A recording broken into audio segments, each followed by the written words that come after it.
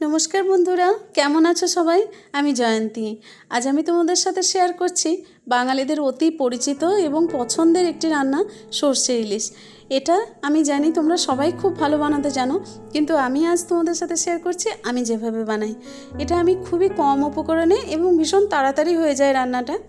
তো যার জন্য আমি মশলাটা প্রথমে রেডি করে নেব। যার জন্য আমি 3 টেবিল চামচ সর্ষে নিয়েছি। কালো সর্ষে নিয়েছি বন্ধুরা, তোমরা সাদা সর্ষে নিতে পারো, তবে কালো সর্ষের টেস্ট অনেক ভালো হয়। আর তার সাথে একটু নুন, 3টে কাঁচা লঙ্কা দিয়ে আমি এটাকে একটা পেস্ট বানিয়ে নিয়েছি। এরপর যেহেতু আজকে আমি পোস্ত দিইনি, শুধু সর্ষে দিয়েই করছি, যার জন্য ছেঁকে নিচ্ছি। পোস্ত দিন আমি ছাঁকি না, যাই হোক, তো এটা আমি ছেঁকে নিচ্ছি। ভালো করে ছেঁকে নিলে সর্ষেটা অনেক সময় হজম করতে অসুবিধা হয়, সর্ষে বাটার রান্না, কিন্তু যদি ছেঁকে নেওয়া হয় এবং খোলাগুলো বাদ দেওয়া হয় তাহলে হজমের আর কোনো সমস্যা হয় না। তো যার জন্য আমি এটাকে আজকে ছেঁকে নিলাম।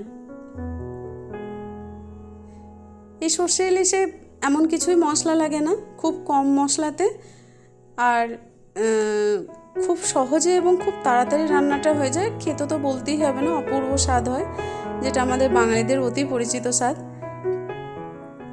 তো হয়ে গেছে বন্ধুরা, আমি এটা করে নিয়েছি।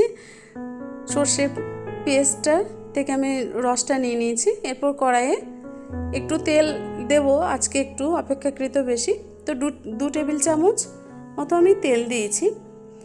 আর অল্প একটু কালো জিরে দিয়েছি, এই 1/4 চা চামচ হবে। আর 4টে মতন কাঁচা লঙ্কা চেরা আমি এই তেলের মধ্যে দিয়ে দিয়েছি। তারপরে যখন কালো জিরে আর লঙ্কাটার একটা সুন্দর গন্ধ আসবে, অর্থাৎ ভাজা হয়ে যাবে, সেই সময় আমি একটু দিয়ে দেবো কালারটাকে একটু ভালো আনার জন্য। এর মধ্যে দিয়ে দেবো এই পরিমাণ মতো হলুদ, যে হলুদটা আমি ব্যবহার করব সেটা, আর অল্প একটু কাশ্মীরি লাল লঙ্কার গুঁড়ো দিলাম।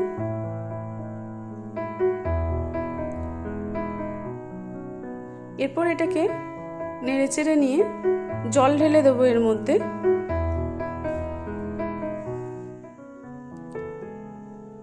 জলটা বন্ধুরা ততটাই দেবো যতটা আমাদের ঝোলটা রাখবো ততটাই। আর এরপর আমি স্বাদ মতো নুন দিলাম। নুন অলরেডি মাছে নুন হলুদ মাখিয়ে রাখা আছে, 15 মিনিট আগে থেকে আমি নুন হলুদ মাছটায় মাখিয়ে রেখেছিলাম। এরপরে নুনটা ওই জন্য ভেবে চিনতে দেবো। সর্ষে বাটাতেও নুন দিয়েছি। তো জলটা যখন ফুটে উঠবে তখন আমি মাছটা দিয়ে ঢাকা দিয়ে দিলাম।